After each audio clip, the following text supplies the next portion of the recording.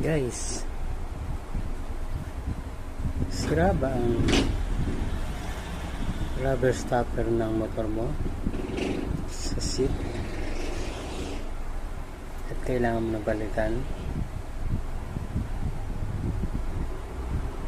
Bibigyan ko kayo ng idea. Nakikita niyo itong butas na to sa rubber seat stopper. Ipapasok lang itong stick, chopstick, and then ipupush nyo, push. Pag pinush nyo yung stick, makikita nyo na nag-expand yung